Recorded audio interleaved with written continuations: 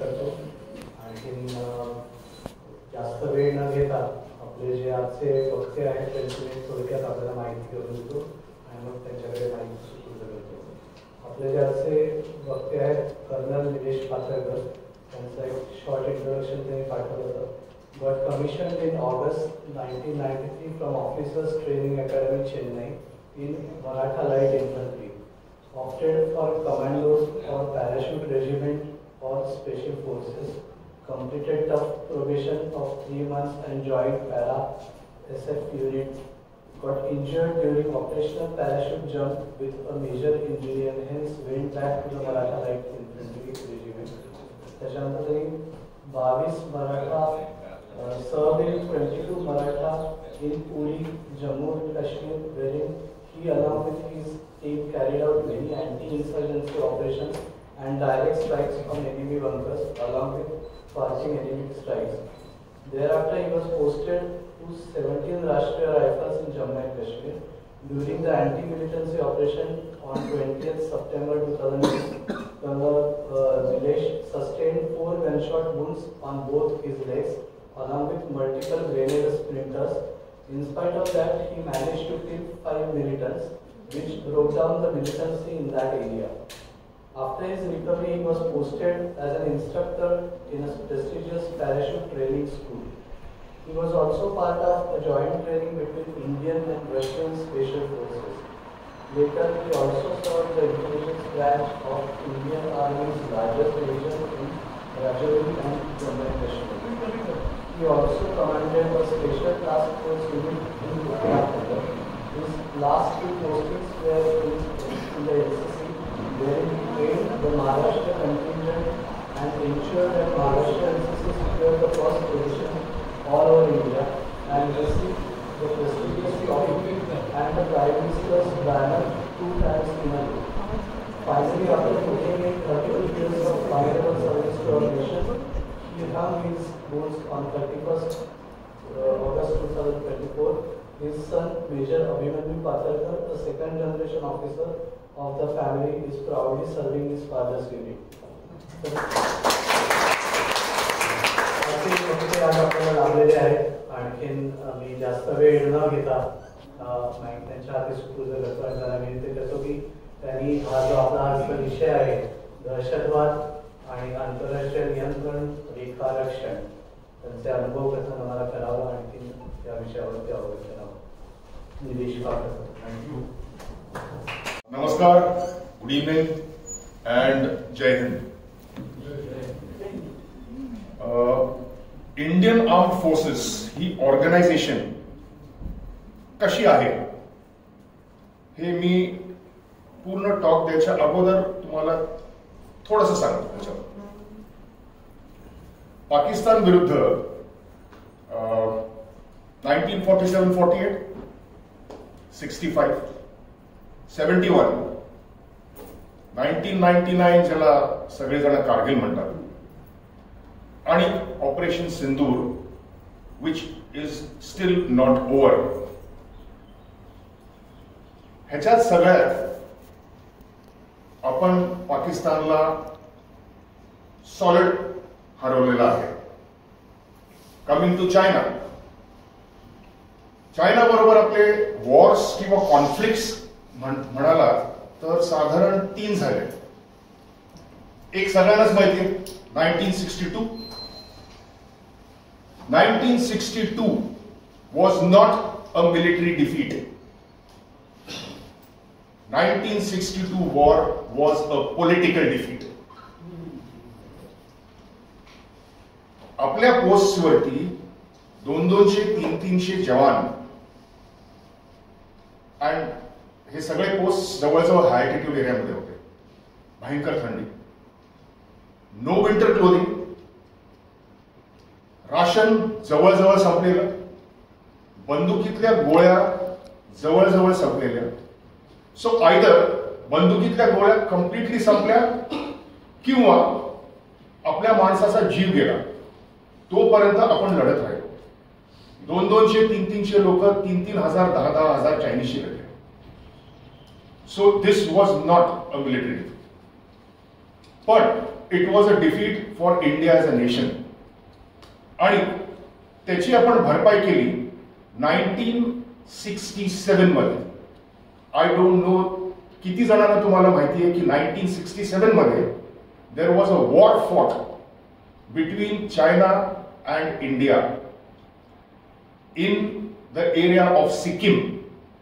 नथुला आणि चोला हे 2 Indian passes, ह्याच्यामध्ये चायनीज लोकांनी कब्जा करायचा प्रयत्न केला आणि इंडियन आर्म फोर्सेसनी within a matter of 6 to 7 days चायनीजला हरवलं. गलवान तर सगळ्यांनाच माहिती आहे. इनिशियली आपले 20 लोक शहीद झाले आणि त्याच्यानंतर ज्या जोराने इंडियन आर्मीनी चायनीजना प्रेस केलं, international agencies, forget about Indian news, forget about Arnav Goswami, international agencies, CNN, BBC, satellite imagery यांनी सगळ्यांनी दाखवलं की कमीत कमी 80 ते 120 चायनीज जवान आणि ऑफिसर्स मारले गेले. तेव्हाच आपल्याकडे 1-2 ब्रिगेडियर्स, 2-3 कर्नल्स चायनीज आर्मीचे पकडले गेले आणि म्हणून ही लढाई थांबली. आम्हाला जसं आमच्या सिलेबसमध्ये शिकवलं जातं, अटॅक शिकवलं जातं, डिफेन्स शिकवलं जातं, अँबुश शिकवलं जातं, रेड शिकवलं जातं. जे शिकवलं जात नाही is withdrawal. Indian army does not withdraw. Indian army आजपर्यंत एकही लढाई हारलेली नाही आहे. सो हा एक छोटासा बॅकड्रॉप. आता मी टेररिझम बद्दल आज थोडंसं तुम्हाला सांगणार आहे. Terrorism not in the world. आपण फक्त इंडिया आणि पाकिस्तानच्या कॉन्फ्लिक्टमध्ये वी विल एवढंच काय म्हणतात त्याला सीमित करू. 1980s मध्ये पाकिस्तानचा प्रेसिडेंट जनरल जियाउल हक हा एक फंडामेंटलिस्ट रिलिजियस मुस्लिम माणूस होता. त्यांनी आणि पाकिस्तान ISI ह्यांनी मिळून एक प्लॅन बनवला आणि 1988 मध्ये जनरल जियाउल हकनी ऑपरेशन टोपॅक सुरू केलं अगेन्स्ट इंडिया. कारण त्यांना माहिती होती की direct confrontation is not possible. मग काय करा, काश्मीर इश्यू इंटरनॅशनलाइज करा, अतिरेकी इंडियामध्ये घुसवा आणि the aim was to bleed India through 1000 cuts. हे काउंटर करायला इंडियन आर्मीनी 1999 पासून राष्ट्रीय रायफल्स नावाची ऑर्गनायझेशन, त्यांचे युनिट्स उभारणं सुरू केलं.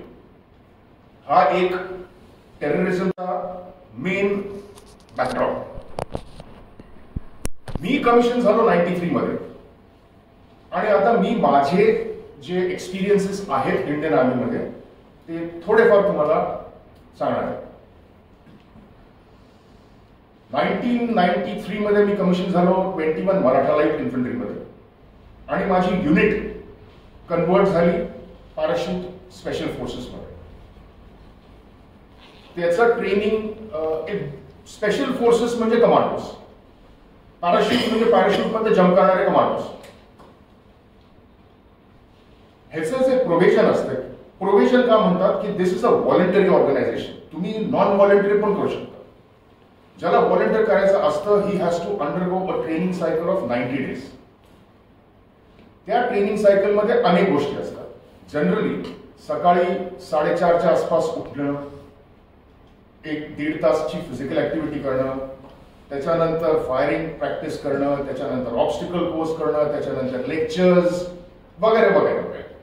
त्याच्यातच 5 kilometre, 10 kilometre, 20 kilometre, 30 kilometre, 40 kilometre आणि शेवटी 100 किलोमीटरचे से रन्स असतात with 24 kg on your back and your on weapon, so overall about 28 kgs, which is okay.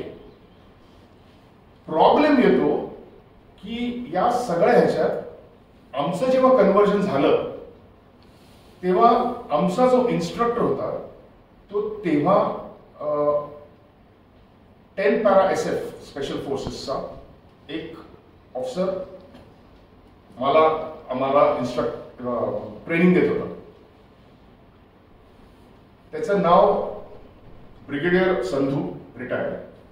त्याला आम्ही मॅडमॅक्स म्हणायचो. तो विडा होता. मला माझ्या ट्रेनिंग मध्ये एक गोष्ट डेफिनेटली आठवतीये की मला नक्कीच आठवतं की मी झोपलो नाहीये 90 दिवसात.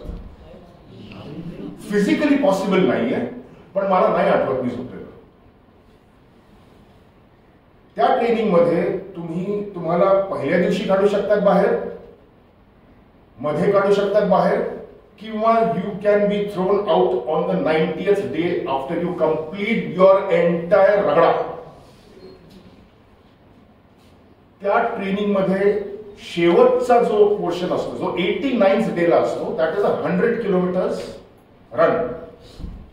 नाव इंटरेस्टिंग काय याच्यात की तुम्ही एका जागेवरून सुरू करता आणि तुम्हाला दुसऱ्या जागेवरती पोहोचायचं असतं, stretch of 100 kilometres. But you have to touch 1, 2, 3 points before you reach the final point. आणि प्रत्येक पॉइंटच्या आसपास आपल्याच लोकांनी, आपल्या इन्स्ट्रक्टर्सनी आमच्यावरती अँबुश लावलेलं असतं. सापडलात तर तुमचे 89 days of training have gone. And when you are left, जेव्हा तुम्हाला स्टार्ट पॉइंट मधनं सोडतात तेव्हा तुम्हाला ऍक्च्युअली कम्प्लिटली नेकेड करतात टू एन्श्युअर की कोणी मीठ कॅरी करत नाही, कोणी मसाला कॅरी करत नाहीये. तुम्हाला फक्त 5 राऊंड दिले जातात आणि 5-5च्या स्क्वॉड्सनी सोडतात. सो असं हे जनरल ट्रेनिंग. इनफॅक्ट तुम्ही आजकाल ते युट्यूब वरती व्हिडिओज पण आहेत पॅराशूट स्पेशल फोर्सेसच्या ट्रेनिंगचे. सो असं हे सगळं ट्रेनिंग कम्प्लीट करून एक ऑपरेशनल जम्प मध्ये माझे दोन्ही पायांचे लिगामेंट्स रप्चर झाले आणि मग I had to get back in to, प्रत्येक ऑफिसरला एक युनिट दिली जाते. सो मला 22 मराठा दिली गेली. So I came back to 22 Maratha आणि this year was 1998. 22 Maratha at that time was posted, was in Bhuj. This was before the earthquake. भुजचा जो earthquake झाला याच्या अगोदरची गोष्ट. आमचा ऑपरेशनल एरिया होता Rann of Kutch, which is around भुजहून अबाउट 120 किलोमीटर अवे. 1999 ला कारगिल झालं. कारगिलच्या वेळेस आम्ही भुजहून उठून रण ऑफ कच्छ मध्ये डिप्लॉय झालो. Rann of Kutch on the Indian side खूप युनिक एरिया आहे. It is a salt pan. पूर्ण मिठाचं डेझर्ट येतं. आणि जेव्हा पाऊस पडतो तेव्हा हा सगळ्या एरियामध्ये एवढं पाणी साठतं की कुठल्याही टँक्स, कुठलीही आर्टिलरी गन्स, कुठलीही heavy machinery Rann of Kutch मधून जाऊ शकत नाही. जाऊ शकते फक्त पैदल सेना. सो मी माझ्या 120 जवानांबरोबर एका जागेवरती होतो, ज्याला आम्ही बेट म्हणतो. बेट म्हणजे that area of Rann of Kutch जिकडे थोडीशी जमीन वरती असते आणि थोडंसं व्हेजिटेशन असतं. तो एरिया जो असतो तो त्याच्यावरती पाणी साठत नाही. सो आम्ही मी माझी कंपनी डिप्लॉय केली होती रण ऑफ कच्छ मध्ये. We were around 500 meters from the international border. आणि सिमिलरली आमच्या ऑपोजिट पाकिस्तानीच होते, who were again 500 meters away from their border. कारगिलचं युद्ध थँकफुली कारगिल अँड JNK च्या क्षेत्रात इट वॉज काय म्हणतात त्याला, तेवढ्याच एरियामध्ये कारगिलचं युद्ध झालं. The entire border of Punjab, त्याच्यानंतर राजस्थान, गुजरात या बॉर्डरवरती अजिबात फायरिंग झालं नाही. पण एक फनी इन्सिडेंस जो आम्ही करायचो तिकडे, पाकिस्तानीज ची पूर्णच्या पूर्ण टँक युनिट म्हणजे साधारण 45 टँक्स वर लाईन्ड अप अगेन्स्ट अस. ते सकाळी सकाळी टँक ऑन करायचे आणि भरपूर टँक्स इंटरनॅशनल बॉर्डर पर्यंत आणायचं. मी काहीच करू शकायचो. माझ्याकडे टँकला मारायला फक्त 2 रॉकेट लॉन्चर्स होते. मी 2 रॉकेट लॉन्चर्सनी 2च टँक्स मारू शकलो असतो जर का मारामारी झाली असती तर. कारण हे 2 रॉकेट लॉन्चर्स मधनं जर जे रॉकेट जातात, 2 टँक्स तर डिस्ट्रॉय होतील. त्याच्यानंतर हे rocket launchers will be sighted by the पाकिस आणि then we would have gone. करायचं काय, स्वस्थ बसू शकत नाही. सो मी माझ्या हायर हेडक्वार्टर्सला फोन केला. त्यांनी गुजरात गव्हर्नमेंटकडनं हेल्प घेतली आणि गुजरात गव्हर्नमेंटनी आम्हाला 15 ट्रॅक्टर्स पाठवले. Tractor is the only machine जे रण ऑफ कच्छ मध्ये जाऊ शकतं. माझ्याकडे 15 ट्रॅक्टर्स पाठवले आणि अबाउट 7-8 रॉकेट लॉन्चर्स पाठवले. सो त्या दिवशीपासून व्हायचं काय की पाकिस्तानी आपले जसे टँक्स इंटरनॅशनल बॉर्डरला आणायचे, तसे मी 15 ट्रॅक्टर्स लावायचो, त्याच्यावरती रॉकेट लॉन्चर्स लावायचो आणि पाकिस्तानच्या टँक्सच्या समोर जायचो. हा प्रोसेस चालू राहिला थ्रूआउट ऑपरेशन विजय. म्हणजे कारगिलच्या युद्धाला ऑपरेशन विजय हे नाव आहे. युद्ध संपलं आणि पाकिस्तानी एअरक्राफ्ट अटलांटिका हे एक त्यांचं रेकॉनेसन्स एअरक्राफ्ट होतं. हे एअरक्राफ्ट इंडियन बॉर्डरच्या साईडला आलं in to the Rann of Kutch. आपले 2 मिग्स उडाले from Naliya airbase which is close to Rann of Kutch आणि या एअरक्राफ्टला उडवलं. अगेन द युनिक क्रायसिस, वारा इंडियापासून पाकिस्तान पर्यंत मध्ये जातो. सो एअरक्राफ्ट जे उडलं त्याचे मेजर पोर्शन और मेजर कॉम्पोनंट्स जे खाली पडले ते पाकिस्तान साईडला पडले. ते बोंबाबोंब करायला लागले की इंटरनॅशनल कोर्ट ऑफ जस्टिस कडे गेले की आमच्याच एरियामध्ये इंडियानी आमचंच एअरक्राफ्ट उडवलंय. But in the mean time माझ्या कंपनीला उचललं हेलिकॉप्टरनी आणि त्या साईटवरती आम्ही गेलो आणि जेवढं आम्हाला ते पार्ट्स मिळाले ते गोळा केले, हेलिकॉप्टरमध्ये घातले आणि दिल्लीला पाठवून दिले. That case has hence been closed. भुजमध्ये रण ऑफ कच्छ नंतर आमची युनिट मूव्ह झाली उरीला. तुम्ही सगळ्यांनी होपफुली उरी हा सिनेमा बघितला असेल. उरीला आम्ही ज्या युनिटला रिप्लेस केलं त्या ऑफिसरनी मला सांगितलं की पूर्णच्या पूर्ण कारगिल युद्धात उरीमध्ये फायरिंग अजिबात नाही झालं. गेले 2 वर्ष ती लोक तिकडे होती तेव्हा अजिबात फायरिंग नाही झालं. पण अनफॉर्च्युनेटली सरनेम पाथरकर और फॉर्च्युनेटली ज्या दिवशी मी तिकडे वरती पोहोचलो त्या दिवशी फायरिंग सुरू झालं. भरपूर फायरिंग करायचं पाकिस्तानीज आणि पाकिस्तानीज इकडे होते असे आणि आम्ही खाली होतो. सो ते आम्हाला भरपूर ठोकायचं. आम्हाला वेगळ्या वेगळ्या तरीकेने त्यांना ठोकायला लागायचं. सो आम्ही ते करायचो. त्याच्यानंतर पाकिस्तानीजनी अजून एक गोष्ट सुरू केली ज्याला म्हणतात bat, BAT, border action teams. हे बॉर्डर ऍक्शन टीम्स ज्या आहेत, बरं पडेल.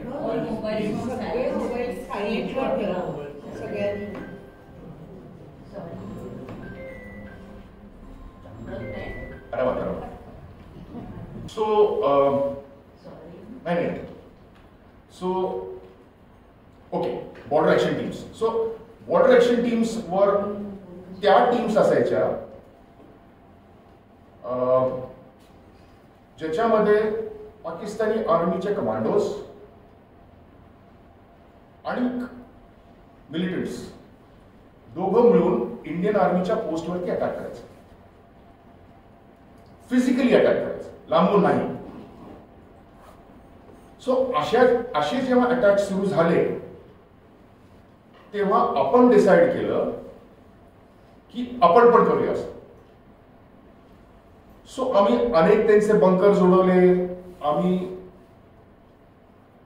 जे आजकालची जी टर्मिनॉलॉजी झाली आहे ना, सर्जिकल स्ट्राईक, हा सर्जिकल स्ट्राईक आर्मीच्या कुठल्याही डिक्शनरीमध्ये ही टर्मिनॉलॉजी नाहीये. ही एक पॉलिटिकल टर्मिनॉलॉजी निघाली. हे सर्जिकल स्ट्राईक्स जे होते हे आपण तेव्हा पण करायचो. सो ज्यांना कोणाला वाटतं की आपण सर्जिकल स्ट्राईक्स 2016 मध्ये केले, दॅट इज ऑफकोर्स केले, but that is not completely correct.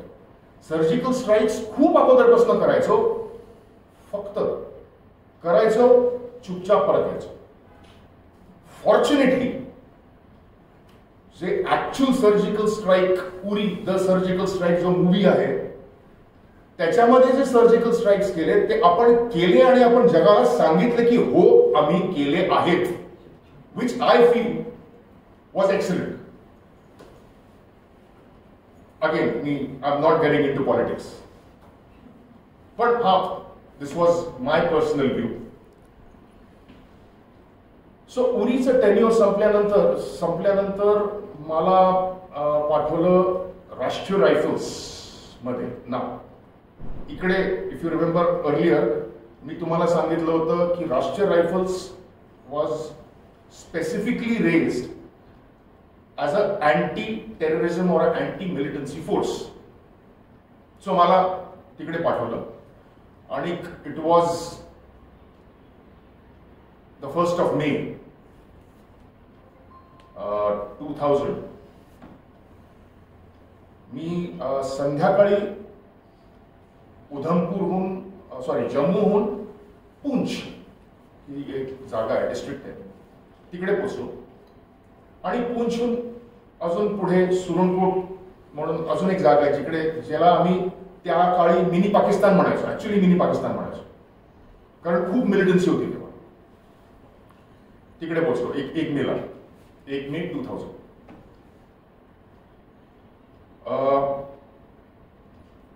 त्या दिवशी संध्याकाळी मी जस्ट अबाउट जेवण करत होतो तेव्हा माझ्या कमांडिंग ऑफिसरनी मला बोलवलं. पहिल्यांदाच भेटत होतो त्याला, पण he had red my biodata की हा स्पेशल फोर्सेसचा माणूस आहे आणि अगोदर ऑपरेशन्स केलेली आहेत. कारण राष्ट्रीय रायफल्समध्ये पोहोचल्यानंतर जनरली 4 आठवड्याचं ट्रेनिंग होतं मिलिटन्सी काउंटर करण्यासाठी, आणि मगच एका ऑफिसरला किंवा एका जवानाला पोस्टवरती पाठवलं जातं. पण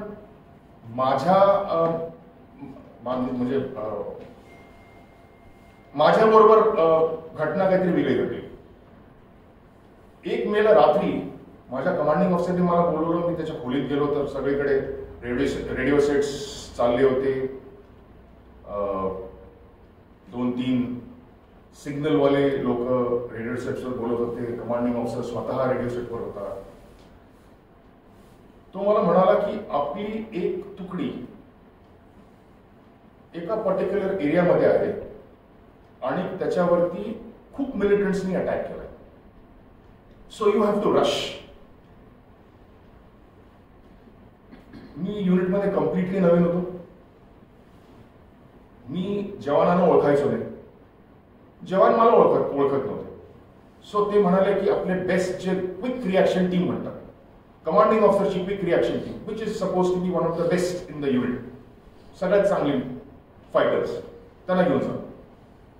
ओके, पण you had to go from place A to place B from an altitude of say about 5,000-6,000 to an altitude of about 9,000-10,000. It was a sheer climb. आणि जम्मू काश्मीरची जी लोक म्हणजे गावातली लोक जी खालतून वरती जायचे, त्या काळी हे नव्हतं, काय म्हणतात, गाड्या बिड्या नव्हत्या त्या जागेवरती पोहोचायला. So we had to walk. Jammu काश्मीरच्या लोकांना 12-12.5 तास लागायचे पोहोचायला त्या स्पॉटवर. वी वर कॅरिंग आमचं पूर्ण बॅटल लोड, आमचं ॲम्युनिशन, हे सगळं करून, आणि वी न्यू दॅट आपली our people are in danger. So we rushed, आणि actually rushed, we ran the entire way. 10 तास पडलो आम्ही. आणि शेवटचं जे गाव आलं त्याच्यात आम्ही 3-4 गाववाल्यांना बरोबर घेऊन गेलो की जस्ट इन केस काही कॉन्व्हर्सेशन झालं तर आम्हाला कळायला पाहिजे. या एंटायर स्ट्रेच मध्ये आम्हाला डोंगरावरनं ओव्हरऑल 7 लोक, 7 जवान आमचे मिळाले. प्रत्येकाच्या हाताला, पायाला, खांद्याला, छातीला कुठे ना कुठेतरी गोळ्या लागल्या. त्या जागेवरती पोचलो आणि बघितलं की तिकडे थोडंसं तुम्हाला इमॅजिन करायला लागेल, असे 3 टॉप्स होते, 1, 2, 3 टॉप्स, आणि खालती व्हॅली म्हणतात ना, तिकडे एक ढोक म्हणजे हट, JNK मध्ये हट, आपण जे गावातलं हट म्हणतो, झोपडी. सो JNK मध्ये त्याला ढोक म्हणायचं. तर त्या ढोक मध्ये दिवाळीसारखे फटाके फुटत होते आणि आपली लोक आत होती. हे फटाके थांबले. हे फटाके नव्हते, this was actually ammunition which was bursting. हे फटाके थांबले आणि त्याच्यानंतर या गाववाल्यांना आत घुसवलं मी. माझ्या लोकांना जेवढे आहेत आता, काय सिच्युएशन आहे काय माहिती नाही, त्यांना बाहेर काढलं. सो एक जण गेला आणि काहीतरी लाकडाचा तुकडा घेऊन आला आणि मी कानफडीत मारले. म्हटलं माझी मुलं पडत. तो म्हणाला, हे बघा सर, हा हात आहे. 17 लोक माझी त्या ऍक्शन मध्ये राख झाली होती. सो दुसऱ्या दिवशी सकाळी मी 17 काय म्हणतात फायर्स लिट केले. अग्नी, चिता स्वतःच्या हाताने लिट केल्या. कारण अनफॉर्च्युनेटली एका माणसाची सोडून, ती पण चार्ड बॉडी होती, त्याचं नाव पण निलेश होतं, ते सोडून बाकी आम्हाला फक्त पोर्शन्स मिळाले. सो आम्ही बॉडीज कॉफिन मध्ये टाकून घरी पाठवणं शक्य नव्हतं. It was not humanly possible. So हे करून परत आलो. कमांडिंग ऑफिसरने मला सांगितलं तू 2 महिने सुट्टीवरती जा. पूर्णच्या पूर्ण क्विक रिॲक्शन टीमला सांगितलं 2 महिने सुट्टीवरती जा. आमच्या 15 QRT आणि मी, we refuse to go on leave. पुढील 3 महिने का 4 महिन्यात आम्ही शोले सिनेमा बघितला असेल खूप जणांनी, त्यातला डायलॉग आहे ना, चुन चुन के मारो. आम्ही 3 महिन्यात का 4 महिन्यात साधारण 170+ मिलिटंट्सना उडवलं. फक्त उडवलं नाही, we did something which was in human terms not correct, maybe. आम्ही डोकी कापली.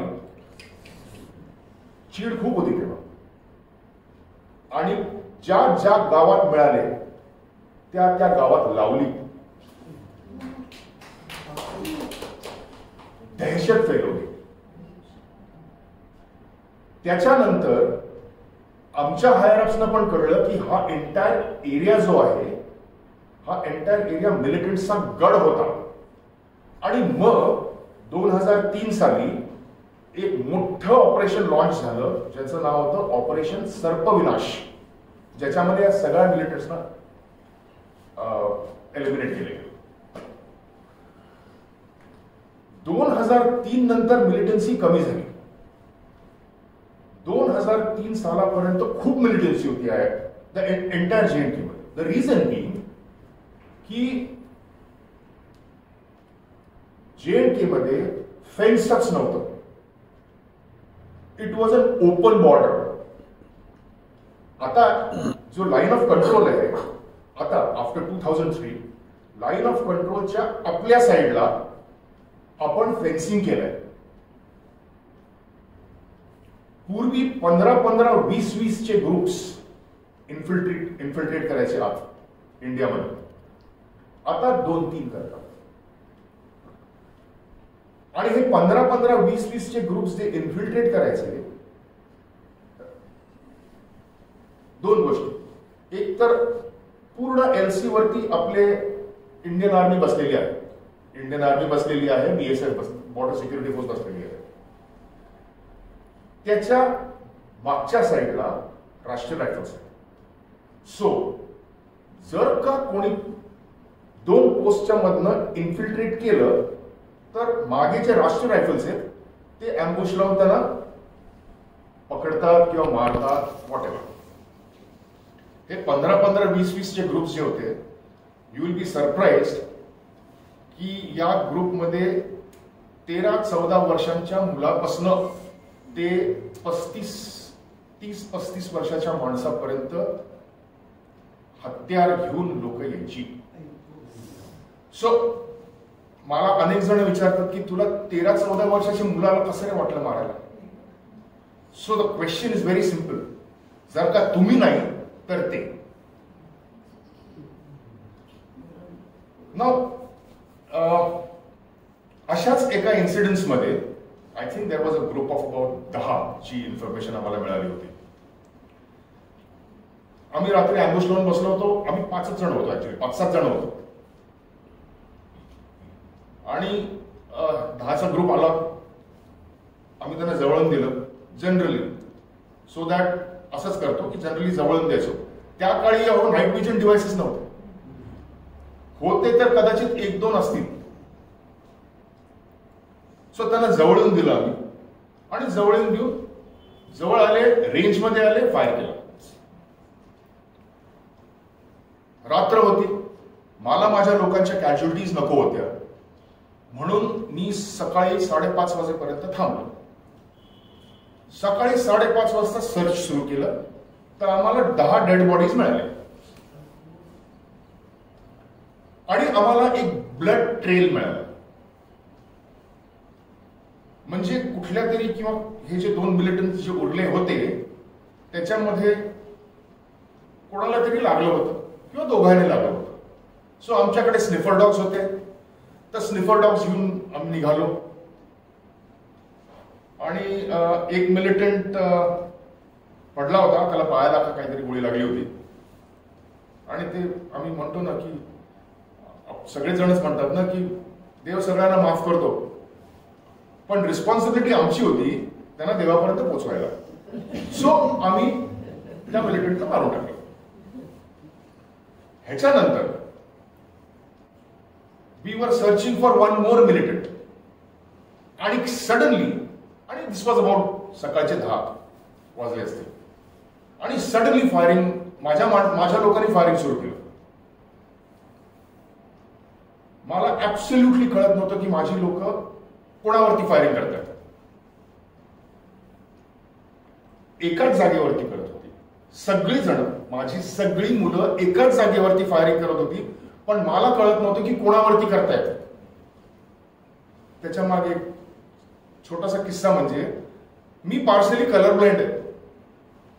ती लास्ट स्टेज असते ज्या स्टेजमध्ये तुम्ही मेडिकली फिट होता, त्या स्टेजला मी इंडियन आर्मीने मला सिलेक्ट केलं. सो मी माझ्या जवानांना विचारतोय की फायरिंग करताय कोणावरती तुम्ही? कारण ज्या माणसावरती फायरिंग करत होते त्या माणसाने कॉम्बॅट ड्रेस घातला होता, चित्ता ड्रेस म्हणतात ना, तो घातला होता. एक गुफा म्हणजे असा रॉक होता असा, त्याच्या आत तो बसला होता आणि तो तिकडनं फायर करत होता. ती रात्र असते तर मला दिसलं असतं फायरिंग, कारण रात्री ते फायरिंग, जेव्हा तुम्ही फायरिंग करता तेव्हा तुमच्या रायफलमधनं जे ठिणग्या उडतात ते रात्री दिसतात. दिवसा 10 वाजता मला नव्हतं दिसत. आणि खूप व्हेजिटेशन होतं, खूप फॉरेस्ट होतं. सो मस्त लपला होता तो. माझ्या लोकांनी बरोबर त्याला बघितलं. मी म्हटलं मला दिसत नाही, मी ऍक्शन काय घेऊ? ऍज अ लीडर मी काय ऍक्शन घेणार? सो मी माझ्या लोकांना म्हटलं तुम्ही करा फायरिंग तिकडे, मी मागच्या साईडनी जातो. म्हणून मी एका माझ्या बडीला घेऊन दुसऱ्या साईडनी गेलो. जायच्या अगोदर या लोकांना इन्स्ट्रक्ट केलं की मी जवळ पोहोचल्यानंतर फायरिंग थांबवा, नाही तर मला चढवा. सो असा रॉक होता. मी चढलो इकडे, असं चढलो मी, आणि मला खालती बघायचं होतं की हा आहे कुठे आहे. आणि मागे माझे पाय धरून माझा बडी होता. पाऊस होता. त्या क्षणी काय झालं काहीच कळलं नाही, कारण लकीली तोपर्यंत आतनं फायरिंग संपलं होतं, थांबलं होतं. सो मी अज्युम करत होतो की आयदर हा माणूस मेलाय किंवा ह्याचं अम्युनिशन संपलं.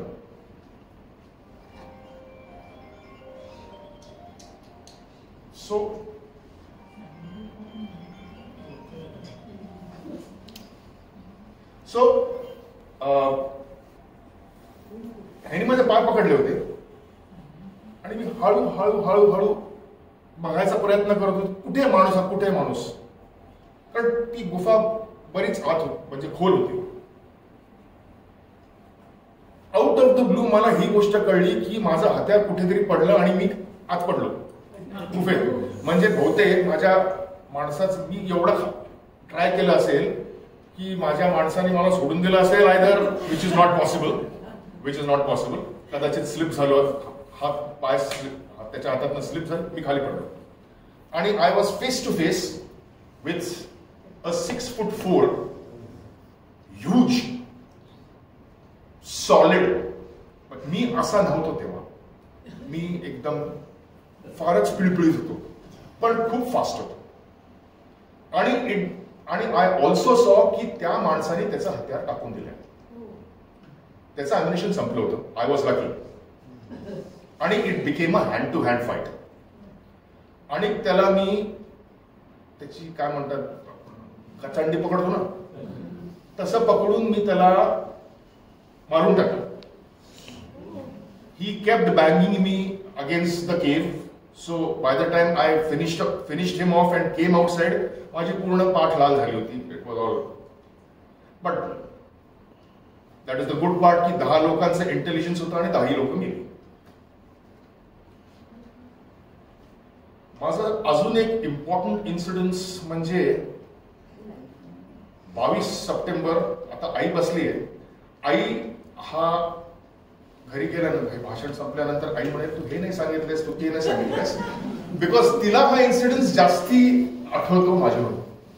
एनिवे 22 सप्टेंबर 2002 त्या दिवशी मला खबर मिळाली होती की आमचे पण इन्सोर्सेस असतात. It was a hard end. मी या माणसावरती खूप भरोसा करायचो ज्यांनी मला इंटेलिजन्स दिली होती की 5 मिलिटंट्स, ज्याच्यात एक बरकत नावाचा मिलिटंट आहे. Barkat was the area commander of what is now Lashkar-e-Taiba. तेव्हा त्याचं नाव हरकत उल जिहादी इस्लामी होतं, which they keep changing their names. So पूर्ण बनिहाल एरियाचा एरिया कमांडर तो आणि त्याच्याबरोबर 4 लोक. अशी एक गाव आहे कास्कोट म्हणून, त्या गावात एका पर्टिक्युलर घरामध्ये ते या क्षणी जेवतात. आम्ही जनरली जेव्हा त्या गावात जायचो, आम्ही अनेक गावात जायचो, एक तर तुम्हाला गावातली माहिती पाहिजे. If you have to operate, तुम्हाला इंटेलिजन्स पाहिजे, तुम्हाला एकूण एक जागा, एकूण एक घर कोणाचं आहे ह्या सगळ्या डिटेल्स पाहिजे असतात. सो आम्ही अनेक वेळेला अनेक गावात जायचो. सो आम्ही जेव्हा या गावात जायचो तेव्हा आम्ही असं एक लांब सर्किटस रूट फॉलो करायचो. आणि त्याच्या मागे कारण असं होतं की हा जो रूट आहे हा आपण गाडीमध्ये जाऊ शकतो, कशाला उगीच पैदल जायचं. सो जेव्हा ही खबर मिळाली अनफॉर्च्युनेटली, तेव्हा माझ्याकडे बेसमध्ये जी लोक होती, जे जवान होते, ते कुक्स होते. प्रत्येक युनिटमध्ये कुक असतो, बार्बर असतो, सफाईवाला असतो, मसालची असतो, डॉग युनिटची माणसं असतात, इंजिनियर्सची माणसं असतात, सिग्नल्सची माणसं असतात. या सगळ्या लोकांना नॉन कॉम्बॅटंट्स म्हणतात. आर्मीचाच युनिफॉर्म घालतात, आर्मीचं ट्रेनिंग मिळतं त्यांना 3 महिन्याचं, आणि युनिटमध्ये गेल्यानंतर त्यांना अजून प्रशिक्षण पण दिलं जातं. सो ह्या प्रत्येक माणसाला फायर कसं करायचं हे नक्कीच माहिती असतं.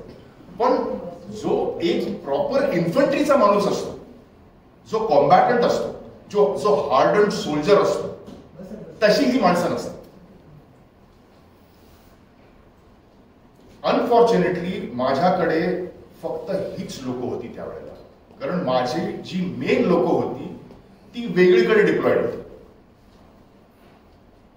सो मी माझ्या बरोबर 2 माझी ऍक्च्युअल कॉम्बॅटंट्स जे होते ते 2 होते माझ्या बरोबर, आणि बाकी इट्स अँड बिट्स, सफाईवाला आणि इंजिनियर आणि जो डॉग हँडलर असतो तो, मसालची, वॉशरमन, अशा सगळ्या जणांना जेवढी मिळाली तेवढ्या जणांना मी घेऊन निघालो.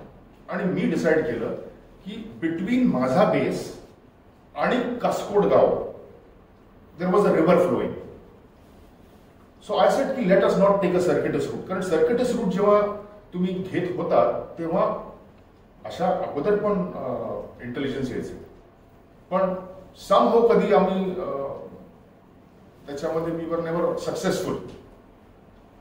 So I decided river is practically dry, थोडंफार पाणी काही फरक नाही पडत, let's just cut across and hit that house straight.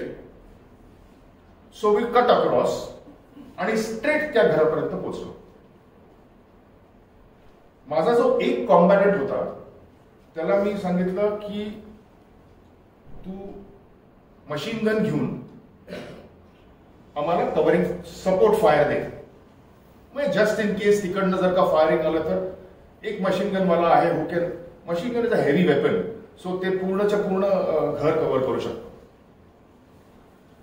बाकीचे जे माझे नॉन कॉम्बॅटंट्स होते त्यांना मी असं लावलं की घरातली प्रत्येक खिडकी, प्रत्येक दरवाजा वॉज सराउंडेड. म्हणजे कोणी जर का खिडकी दरवाजातून उडी मारायचा प्रयत्न केला तर दे वर केपेबल इनफ, माझी लोक were capable enough to shoot them down.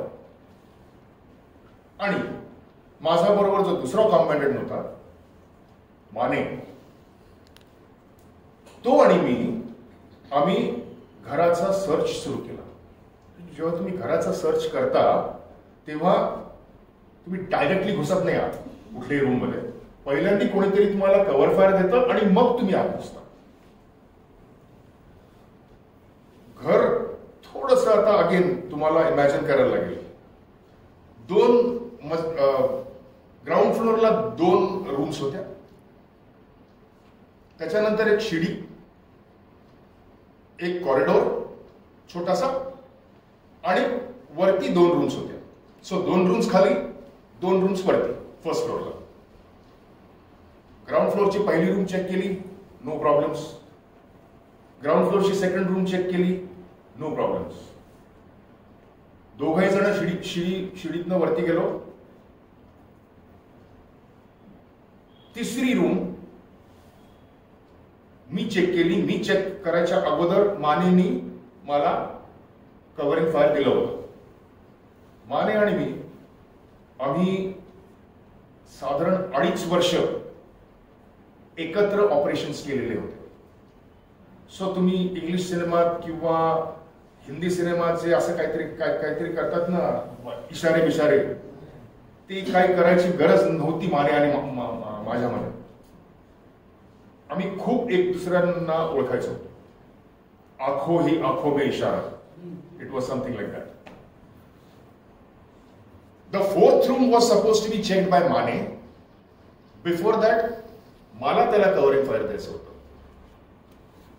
Unfortunately third room check झाल्यानंतर मी थर्ड रूमच्या हून जस्ट अबाउट बाहेर पडतोय तोपर्यंत Mane entered the fourth, started entering the fourth room. मी त्याला कव्हरिंग फायर नव्हतं देत तेव्हा.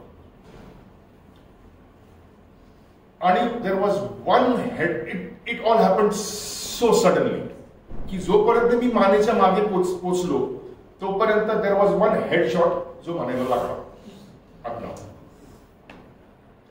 The entire thing exploded and it came on to me. आणि मग त्याच्यानंतर जे मिलिटंट्स होते आत, 5 जण होते आत, त्यांनी आरडाओरडी सुरू केली की इसको अंदर खींचो, काट डालते हैं. Because those were the times Wien if at all a army soldier, officer, jawan, anyone was captured by militants, they used to cut them. So it became a tug of war. जो असतं ना, माने आणि मानेला काही जण ते 2 मिलिटंट्स I think पाय पकडला होता त्याचा, नाही सॉरी मान पकडली होती मानेची 2 मिलिटंट्सनी, आणि 3 वर फायरिंग ॲट मी. माझ्या हातात AK-47 असून मी काय करू शकत नव्हतो, कारण मला मानेला बाहेर काढायचं होतं तिकडनं. I knew he is dead, but I had to get him out. I wanted a full fledged body of Mane to be sent to his home in a coffin with full military honours. So tug of war झाली. मी त्याचे पाय पकडले होते आणि I successfully threw Mane down from the first floor. मी first फ्लोअरवर होतो. सो मी मानेला टाकणं झाली आणि माझ्या दोन्ही पायात गोळ्या लागणं was I think at the same time. दोन्ही पायात गोळ्या लागल्यानंतर मी जो दरवाजा होता त्याच्या थोडंसं मागे पडलो आणि मी प्रयत्न केला मूव्ह करायला. आय ऑल्सो थॉट की मी हलकी उडी मारतो, मॅक्सिमम काय होईल, एखाद पाय तुटेल का व्हॉट एव्हर. बट मी माझा पाय हलवू शकत नव्हतो, लेफ्ट पाय माझा हलवू शकत नव्हतो. At that point of time मला हे माहिती नव्हतं की पाय आहे नाहीये, सिच्युएशन काय. हे साधारण 5:15च्या आसपास झालं असेल. 5:15, 5:30 बरोबर आहे. नाही नाही हे 6:20ला झालं. हे 6:20ला झालं, नाही संध्याकाळी. आणि सो आता अगेन तुम्हाला थोडंसं इमॅजिन करायला लागेल की इकडे दरवाजा आहे, इकडे मी पडलोय आणि माझ्या वरंडा एवढाच आहे छोटासा, आणि माझ्या बरोबर पोटाच्या वरती दरवाजाची शेजारीची भिंत आहे, तिकडे खिडकी आहे. हे मिलिटंट्स आत आहेत. त्या बरकतनी इमिजिएटली अनाउन्स केलं, मी ऐकलं त्याचं रेडिओ सेट वरती की मेजर साहब को मार डाला. सो जसं आपण त्यांची एंड काढतो तशी ती लोक आपली पण एंड काढतात. मग हे कितपत ह्याच्यावरती कितपत विश्वास ठेवायचा हे मला माहिती नव्हतं. सो माझा लेफ्ट पाय राईट पायाच्या वरती आणि मी completely flat on the ground आणि माझी एके दरवाजाला पॉइंटेड की जर का कोणी बाहेर यायचा प्रयत्न केला मी तर मरणार, त्याला घेऊन मरेन. लकीली जो माझा LMGचा माणूस होता खालती तो कंटिन्युअसली टक टक टक टक टक टक करत दरवाजाच्या आत मशीन गन मी गोळ्या मारत होता. सो या मिलिटंट्सना बाहेर येता आलं नाही, नंबर 1. नंबर 2, प्रॉबेबली त्यांनी ऑलरेडी अनाऊन्स केलंय की मेजर साहब को मार दिया, म्हणजे खरंच दे आर ऍक्च्युली त्यांना असं वाटतंय का की मेजर मेलाय की काय. मी ती रिस्क घेऊ शकत नव्हतो. सो मी असंच होतो अनेक तास.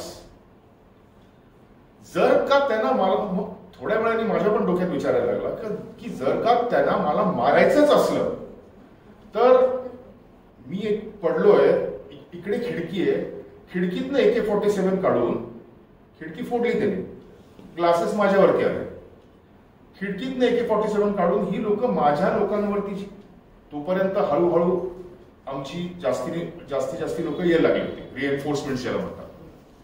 ही लोक हत्यार काढून माझ्या लोकांना खाली गोळी मारतायत, गोळीबार चाललाय. आणि ती या AK-47ची जी बॅरल आहे ज्याच्यातनं गोळ्या निघतात ती बॅरल बरोबर माझ्या पोटाच्या वरती होती. सो त्याला जर का पाहिजे असतं तर they could have just done this one bust and I was gone. So I think they really believe that I am dead and they left me. पण अजूनपर्यंत दुखणं नव्हतं. Not that I can actually remember. Initial reaction was काहीतरी solid burning sensation झालं. That's about it. त्याच्यानंतर कदाचित वेळच मिळाला नाही, because concentration was continuously on to anyone coming out of the door. आणि गोळ्या लागल्यानंतर साईड इफेक्ट्स म्हणा तुम्ही, थोडीशी थंडी वाजायला लागली, अंधार व्हायला लागला, कुठनं तरी स्वेटर पडल्या त्या खिडकीतनं, कुठला तरी स्वेटर पडला माझ्या अंगावर, तो मी पूर्ण घालू शकलो नाही, पण व्हॉट एव्हर. घशात मी रुमाल काढून घशात खुपसला, कारण थंडी वाजायला लागल्यानंतर जनरली असं होतं, तसं नको व्हायला. हत्यारचा किती वेळ असं ठेवणार मी. सो अधूनमधून मी हत्यार खाली करून माझ्या पोटावर ठेवायचो. झपकी यायची, मग विचारायचा घरचा की आत्तापर्यंत जगलोय, बघूया जगू शकलो आणि बायकोला, मुलांना, आई वडिलांना भेटू शकलो तर. सो जागायची, परत हत्यार असं. हे खूप वेळ चाललं होतं. हा प्रकार जो आहे ना, हा प्रकार खूप वेळ चालला. आणि मग आमच्याकडे एक ओव्हर एन्थुझियास्टिक ऑफिसर होता, यंगस्टर, अतिशय यंग ऑफिसर, खूप जोश, पण कधी कधी जोश मध्ये होश गमावणारा पण असतात. त्यांनी तो आला, हळूहळू लोक येत होती, तो आला त्याच्या टीम बरोबर. आणि मी जिकडे ज्या गावात होतो त्या गावाचं नाव कास्कोट, त्याच्याच वरती एक छोटस हिल होतं. त्या हिलवरती अजून एक ऑफिसर बसला होता, who is now retired as a brigadier, Vitekar म्हणून, मराठी माणूस. आणि मी त्याला अनेक वर्ष I use to consider him as my godfather. So हा जो ओव्हर एन्थुझियास्टिक ऑफिसर हा सेंटिमेंटल झाला आणि मोठ्यांनी आरडाओरडी करायला लागला. आणि त्याच्या जवानांना सांगितलं की निलेश सर तो नहीं रहे, इस पूरे घर को रॉकेट लॉन्चर से उड़ा देते. माझ्या तोंडात आवाज बाहेर येऊ शकत नाही, अंधार झालेला. आणि करायचं काय, how do I convey the message. So माझ्या पाऊच मध्ये एक फर्स्ट फील्ड ड्रेसिंग होतं. It is more or less like a bandage, a hardened bandage. So ते मी हळूच काढलं आणि असं फेकलं. ते लकीली कोणाच्या तरी डोक्यावरती जाऊन पडलं आणि तो जोर जोरात ओरडला. तो जो कोण मुलगा होता खाली की ग्रेनेड ग्रेनेड ग्रेनेड. त्यांना वाटलं की ग्रेनेड फेकलाय काय ग्रेनेड ग्रेनेड. तर कुठलं तर नाही.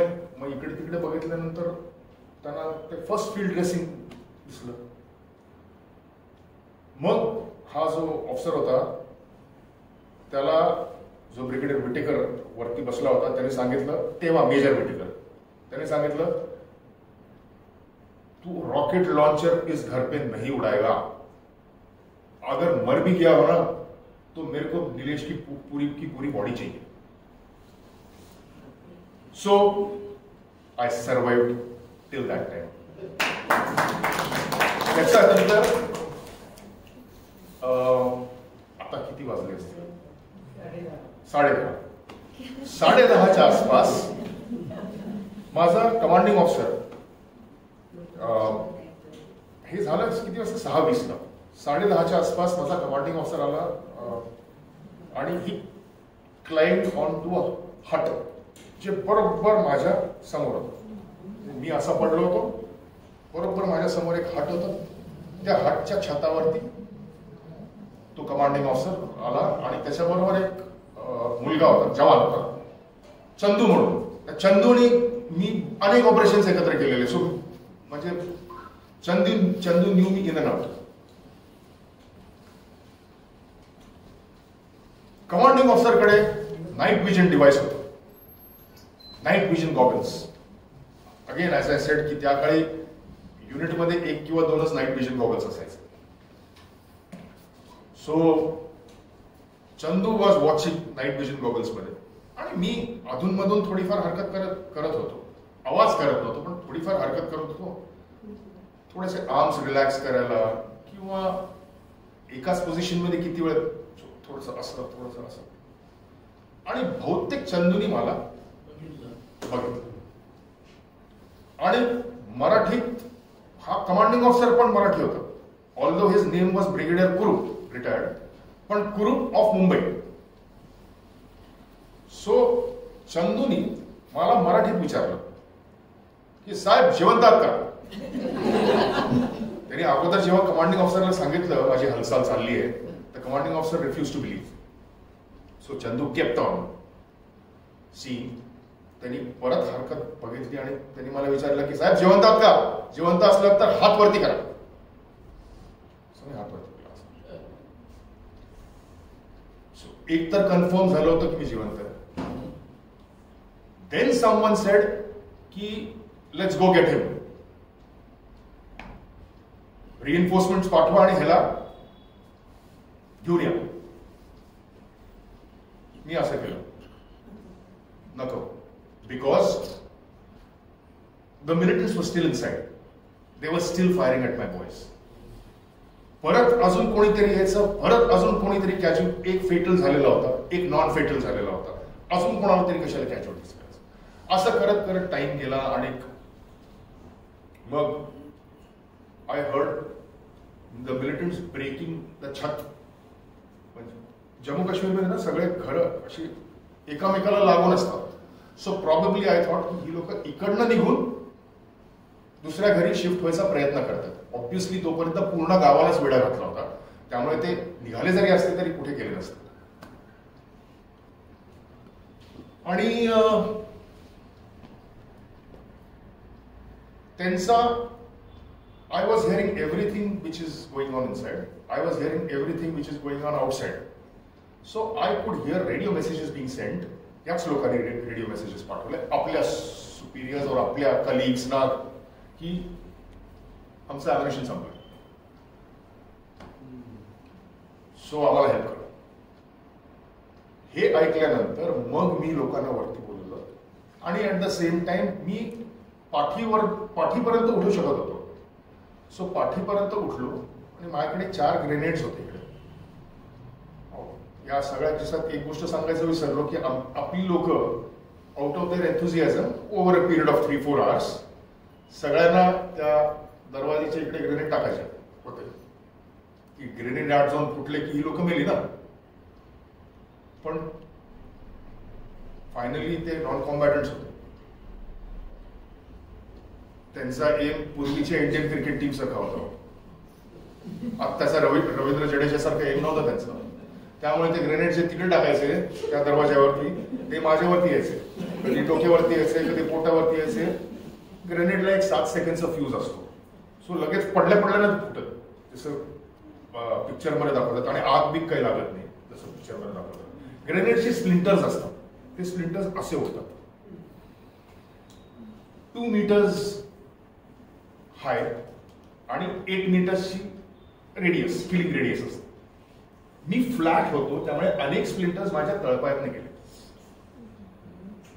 एनिवे, सो मी उठलो फायनली आणि 4 ग्रेनेड्स आत टाकले.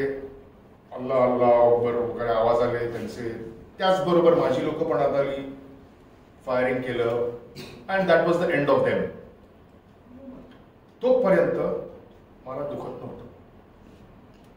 आणि जो ऑफिसर मला पिकअप करायला आला घसरला आणि माझ्या अंगावर पडला. That was the first time there was tremendous amount of pain in the leg. मी त्याला शिव्या दिल्या, त्यांनी पण शिव्या दिल्या की काय कोणी पाणी, असं पाणी नाही बाबा, हे पूर्ण रक्त आहे. एनिवे, सो त्याच्यानंतर मला इव्हॅक्युएट केलं गेलं. तो पण एक किस्सा आहे. ज्या अँब्युलन्स मधनं इव्हॅक्युएट इनिशियली केलं तेव्हा ती अँब्युलन्स रस्त्यात बंद पडली. ती अँब्युलन्स तिकडनं आमच्या हेडक्वार्टर्सला गेली. हेडक्वार्टर्स मध्ये टाटा सुमोची अँब्युलन्स होती, त्या काळची high class ambulance, Tata Sumo ambulance. त्या टाटा सुमो अँब्युलन्स मध्ये मी काय बसत नव्हतो कारण मी 6 फूट. मग तो दरवाजा तोडला गेला आणि असं करत कर. आणि luckily again when luck factor is there, it is there. बनिहालहून एक तुम्ही निघालात की बनिहालचं टनल असतं.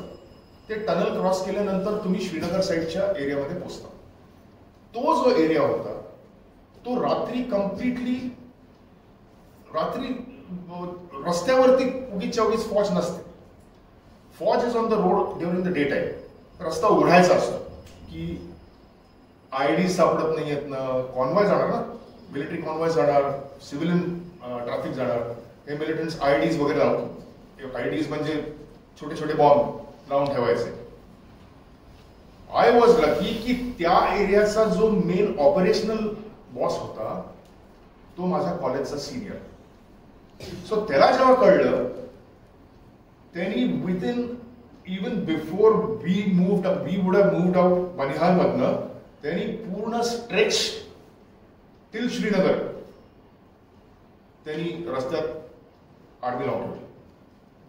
आणि I think I would have finally reach 92 BH at about 5:15 in the morning if I'm not wrong. 5:15च्या आसपास पोहोचलो. सो मला गोळ्या लागल्या ॲज आय सेड 6:20 आणि मी पोचलो 92 बेस हॉस्पिटलला 5:15च्या आसपास. डॉक्टर होता माझ्या बरोबर, पण तो डॉक्टर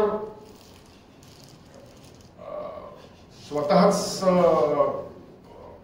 शेकन अप होता कारण मी त्याची पहिली कॅज्युअलिटी होतो. सो ही एन्श्युअर्ड वन थिंग की मला झोपून नाही दिलं तुम्ही. ऑल्दो त्यांनी मला 2 मॉर्फाईनचे इंजेक्शन दिले. IV लावायचा प्रयत्न केला पण सगळं, एकतर अँब्युलन्स त्या काळी दिवे नाहीत अँब्युलन्समध्ये. सो गप्पा मारत मारत मला त्यांनी पोचवलं आणि मग then I was taken in to the operation theatre and I survived. I think पहिला कॉल बाबांना आला सकाळी 6:15च्या आसपास, आय एम नॉट रॉंग.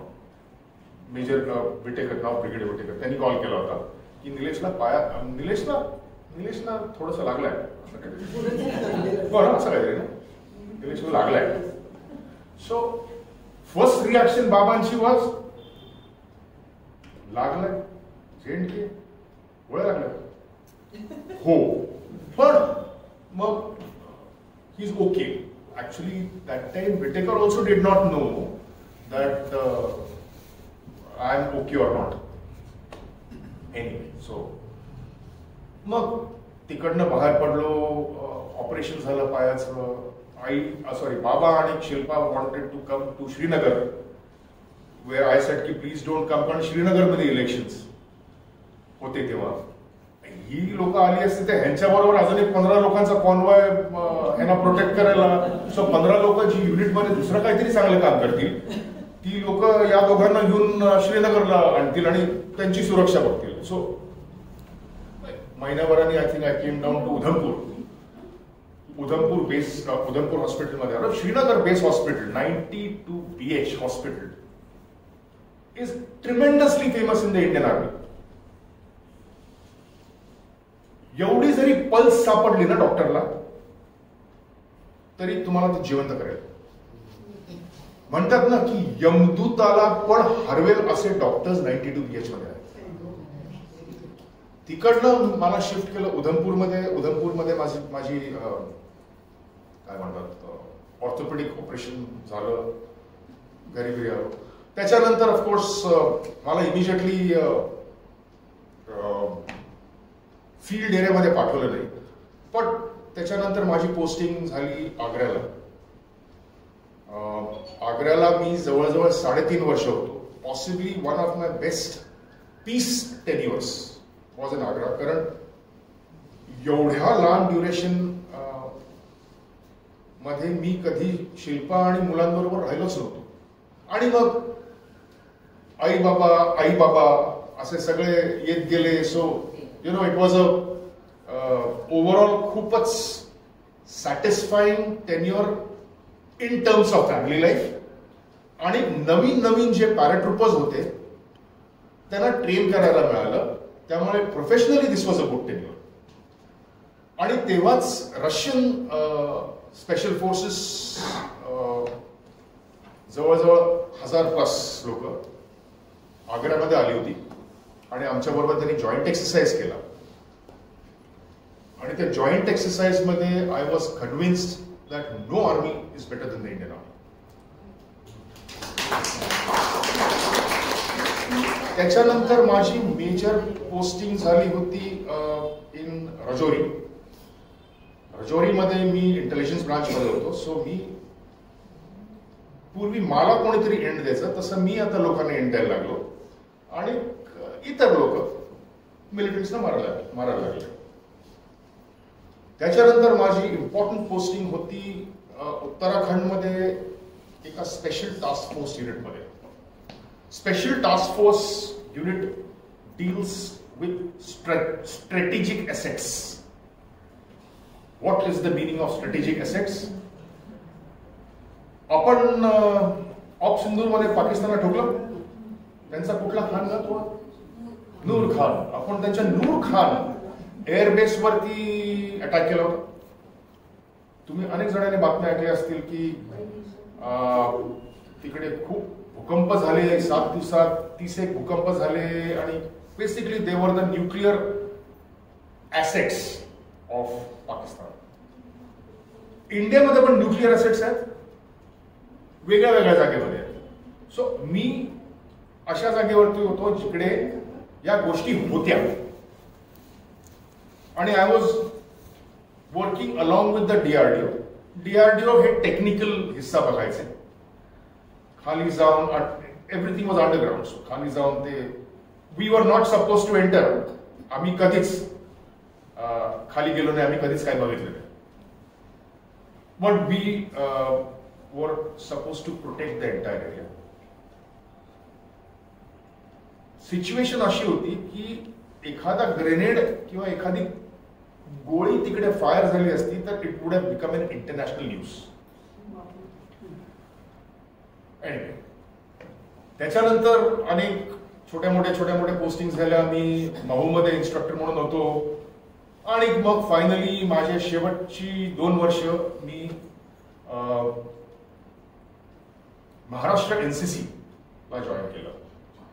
4 वर्ष एनसीसी मध्ये होतो, त्यातली शेवटची 2 वर्ष महाराष्ट्र एनसीसी मध्ये होतो. आणि मला टास्क दिला गेला की महाराष्ट्राला प्राईम मिनिस्टर्सची ट्रॉफी आणि बॅनर मिळवून द्यायचा.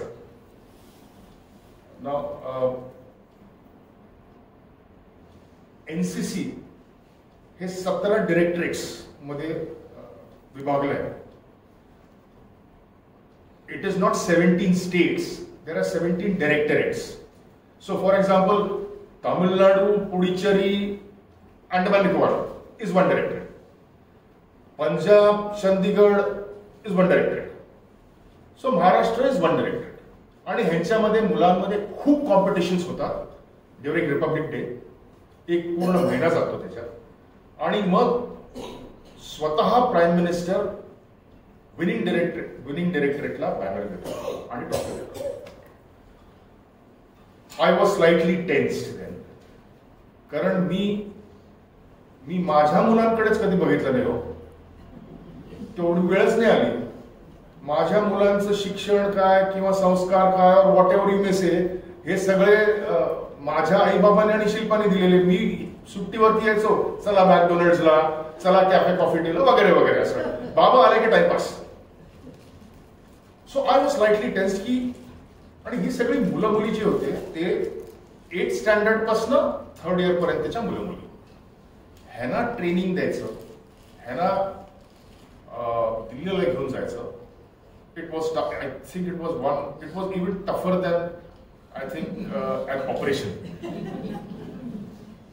पण मुलं मुलींनी they really worked very hard. आणि 2 वर्ष लगातार आम्ही प्राईम मिनिस्टर नरेंद्र मोदींच्या हातून बॅनर घेतला आणि ट्रॉफी घेतली. आणि after all this finally I retired in August मागच्या वर्षी. आणि याच कुठल्या तरी क्षेत्रात व्हॉलंटरी काम करायचा प्रयत्न चालू आहे. So here I come to the end. जास्ती झालं. Here I come to the end of the session. I will take the questions. माझी एक फक्त रिक्वेस्ट आहे. खूप वेळेला असं की patriotism in civilians, I am not talking about you people, I am talking about general public, starts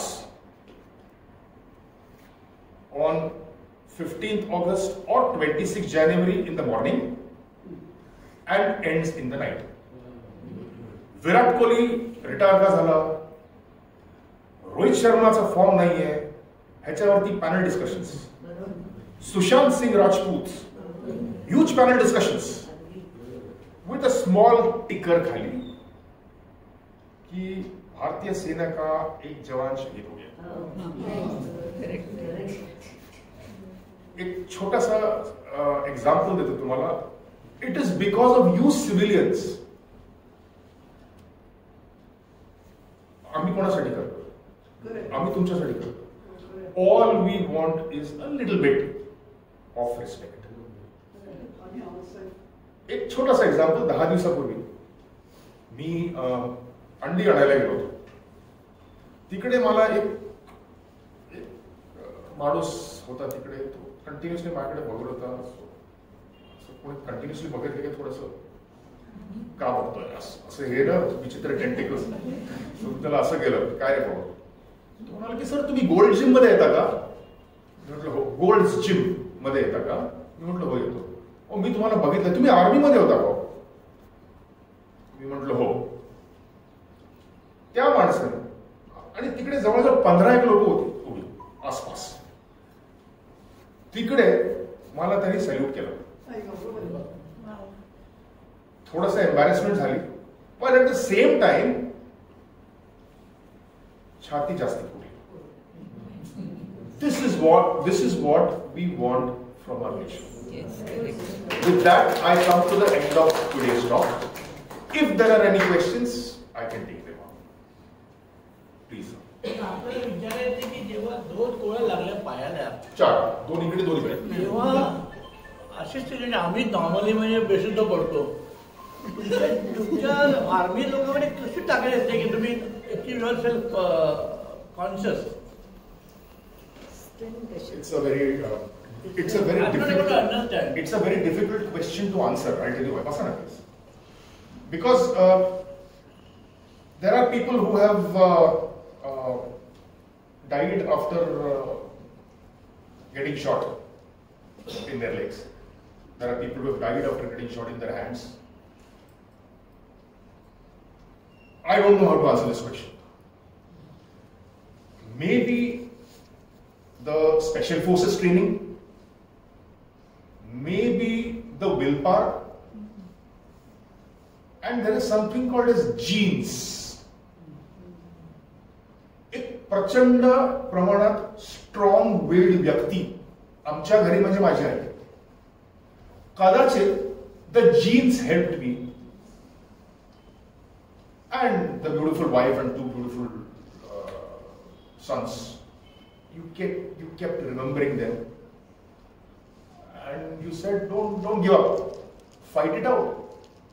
If you survive, very good. If not, just too bad." पण सोडायचं कशाला? जिद्द असेल. जिद्द. Yep.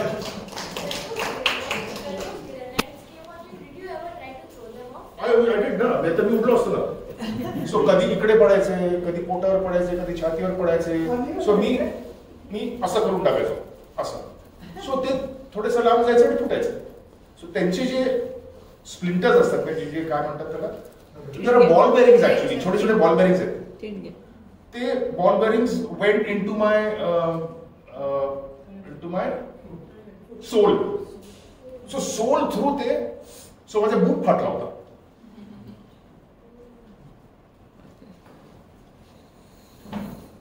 म्हणजे इतकं सुंदर तुम्ही वर्णन केलं की माझ्या समोर सगळं केलं अक्षरशः डोळ्यासमोर बरोबर आहे. आमच्याकडे अनेक प्रश्न आहेत. जर तुम्हाला थोडस बोलू शकलो तर पहिली गोष्ट म्हणजे जेव्हा तुम्ही त्या स्पॉटला गेला तेव्हा तुम्हाला सगळ्यात पहिले तुमच्या फॅमिलीची आठवण आली का?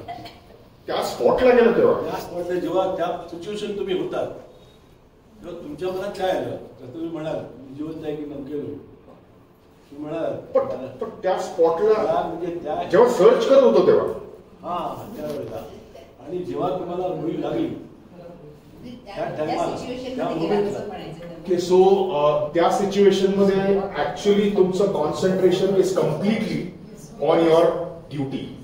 I am not saying job. There is a reason why I'm not saying job. Jobs is what the corporate world does. Duty is what the armed forces does. So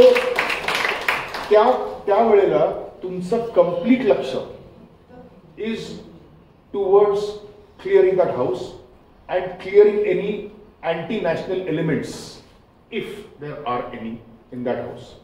So that is how you plan. And गोळ्या लागल्यानंतर there was not immediate time to think about my family. Yes, I thought about my family, but I thought about my family at a later stage जेव्हा मला कळलं की या लोकांना guarantee आहे की मी मेलो आहे. So then of course that is one more thing which जे सरांनी विचारलं, हा क्वेश्चन दोन्ही कोइन्साइड होत्या. You survive because you think about your family. की तुम्हाला कुठेतरी एक जिद्द असते की I want to see them again. Even if I die, एकदा तरी भेटून दे, ती जिद्द असते. So you do not think about your family when you are actually operating. No. जेव्हा तुम्ही याच्यावरती जाता तुमच्या टास्कवरती तेव्हा असे काही प्रसंग येतात तेव्हा तुमच्याकडे काही मेडिसिन वगैरे असतात का apart from doctor?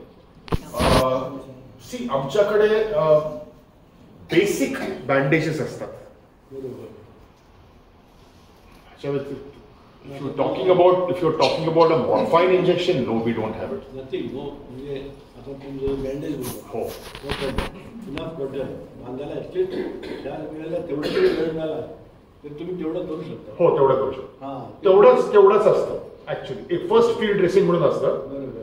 So that is basically आपण जखम झाली तर आपण त्याला सोफ्रामायसिन पावडर किंवा सोफ्रामायसिन क्रीम लावून गॉज लावून त्याच्यावरती कॉटन ठेवून मग बँडेज लावतो.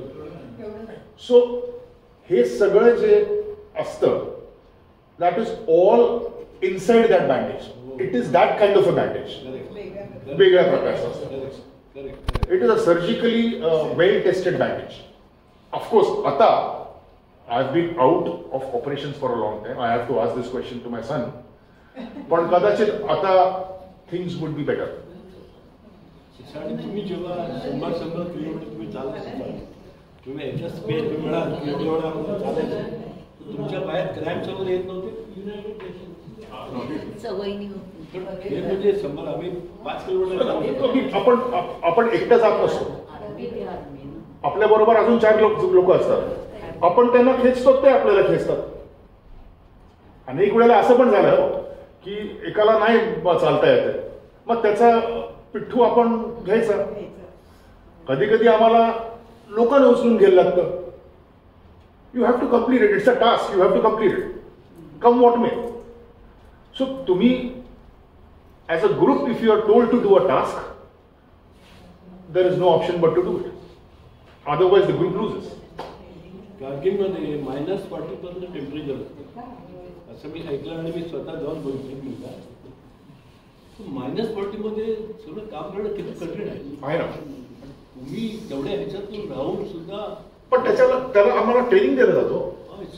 Real But that is how Indian Army is trained. Absolutely. No one in the world, I kept telling my family friends, no one in the world would have recaptured the Kargil heights. Yes. Given the rider that you will not cross the line of control. जर का हा rider नसताना तर the Kargil war would have finished up in 5 days. Because we would have gone across and then come back from behind. But the rider was not to cross the line of control, unfortunately. So no army in the world would have captured Kargil other than Indian Army. Wonderful, wonderful.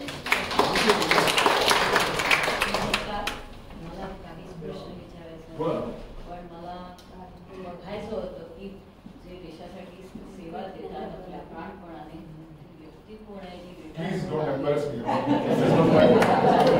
आणि अंदाजे एवढं संस्था आहे आणि आमच्या संस्थेमधल्या एका महिलेने तिच्या मुलाला नुकतंच मिलिटरीमध्ये पाठवलं आहे आणि त्या मुलाला आम्ही मुद्दाम आमच्या क्लासमध्ये बोलावतो जेव्हा तो इथे येतो तेव्हा आणि हेल्प आमच्या मुलांशी तो बोलतो म्हणजे जेणेकरून त्या मुलांना एक सांगितलं आणि आपल्याला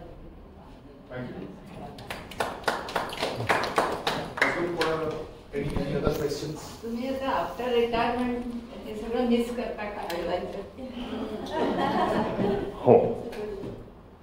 But I see the army firstly through my son आणि माझ्या अनेक ज्युनियर्स आहेत. So what is happening in the army? I think the next generation is doing a much better job than what we have done. We have proved this in Ops Sindoor. अजून training वगैरे देता तुम्ही? नाही. So मी एकदा तुम्ही आर्मीमधनं बाहेर पडलात की you are not suppose to be training the army personnel. आर्मीला ट्रेनिंग करायला आर्मीचे इन्स्टिट्यूट्स आहेत. ते आपले इन्स्ट्रक्टर्स असतात हु आर स्टील सर्विंग. सर्वसामान्य जनतेला थोडं ट्रेनिंग द्यावं म्हणजे काहीच माहिती नसतं. आता काहीतरी मी ऐकलंय महाराष्ट्र गव्हर्नमेंट सुरू करतंय की फर्स्ट स्टँडर्ड पासून आर्मीचं काहीतरी बेसिक शिक्षण. स्कूल लेवल पासून मुलांना शिक्षण एनसीसी होतं बघा. असं नाही आहे. अशी वेळ आली तर काय करायचं आम्ही? अशा वेळेला खूपच जास्ती सिच्युएशन वाईट झालं. तर द एक्स सर्व्हिसमन कम्युनिटी जी असते it will be called by the civil government की प्लीज आम्हाला सिव्हिलियन्सना इव्हॅक्युएट करायला म्हणा किंवा त्यांना काहीतरी समजवायला म्हणा आम्हाला हेल्प करा. That will happen.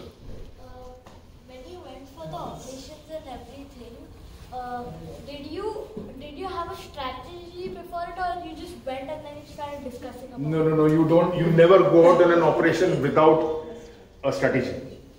A strategy can take 5 minutes, or a strategy can take 5 hours. But when you know that there are going to be those militants who are going to be moving out after eating chicken, then the timing is of utmost importance. So your strategy has to be done like this, spur of the moment. तुम्ही आताच्या मुलांना काय संदेश देऊ शकाल? Since you are so much experienced and you are gone through a very difficult situation. See, आजकालच्या मुलांना आता मी 2 वर्ष NCCच्या मुलांना शिकवलं. संदेश फक्त एकच आहे, be a true patriot. Patriotism does not mean that you wear a uniform.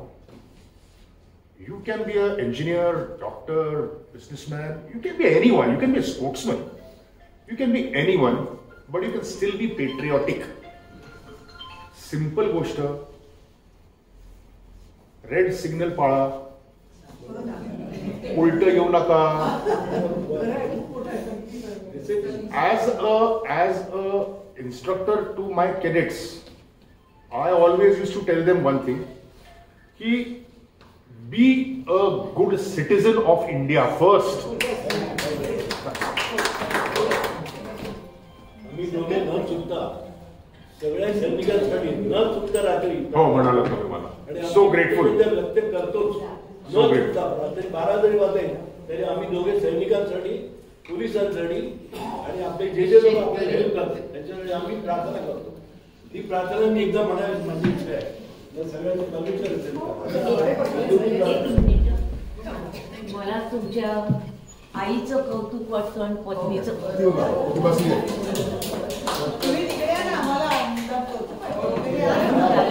मुलाला नातवाला पण म्हणून पत्नीचं पण कौतुक वाटतं. पत्नी बसली तिकडे. कारण सोपं नाही. हल्ली इतके मोठे मोठे पगारांचे आमिष असतात आणि मग एवढा हार्ड लाईफ. आजकाल आर्मी मध्ये पगार कमी नाही मिळत.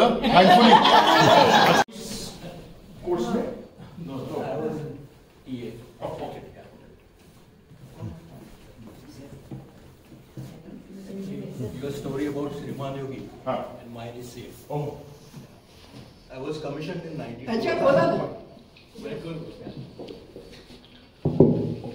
So I am Major Prakash Kapde. Marathi. Actually, I live in Ville Parle. Parल्यातच राहतो. महंत रोड एक्सटेन्शन. सरांचं लेक्चरचं मला कळलं म्हणून भेटायला आलो खास. Thank you so much, sir. Yeah. So I was commissioned in 92 through SSB Allahabad. Oh, Yeah. same here. Yeah. Same in SSB. Oh, great, sir. So I called up my mom. Actually, I lost my father when I was in 12th standard. And she was all alone. माझ्या दोन्ही sisters married होत्या. तर तिने मला म्हटलं की तू एकुलता एक मुलगा आहेस, तू कशाला जॉईन करतो. तेव्हा श्रीमान योगी मी पण वाचलं होतं. आईने दिलं होतं भेट वाढदिवसाला.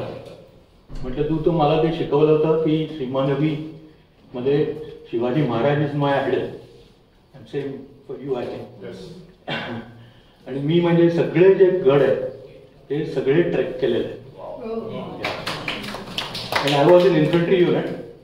आणि मी गेलो होतो, आमचं युनिट गेलं श्रीनगरला. Almost 8 years I was there. आणि I served from 92 to almost 2000. Peak of militants. Yeah. आणि I was posted in Anantnag. I worked with राष्ट्रीय रायफल्स 1 sector 11.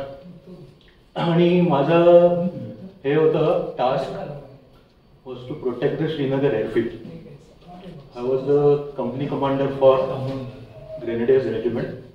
आणि तिकडे आरोपी पण करायचो आम्ही श्रीनगर टू बारामुल्ला. तर मी खूप रिकव्हरीज केल्यात, खूप मिलिटंट्स पकडलेत. आणि श्रीनगरचं militant jail was under me. So I was in the BB camp आणि ते जेल आमच्या अंडर होतं. तर मी जस्ट ऐकायला आलो होतो सरांची शौर्यगाथा and really very nice, sir. Thank you, sir. Thank you so much. I'd like to invite you to our house if possible. We will, sir. Yeah. One fine day we will leave tomorrow. So. Thank you very much. जय हिंद. त्यांचं lecture ऐकलं आणखी खूप interesting प्रश्नही विचारले. त्यामुळे धन्यवाद sir. हा कार्यक्रम इथेच संपला असं मी जाहीर करतो.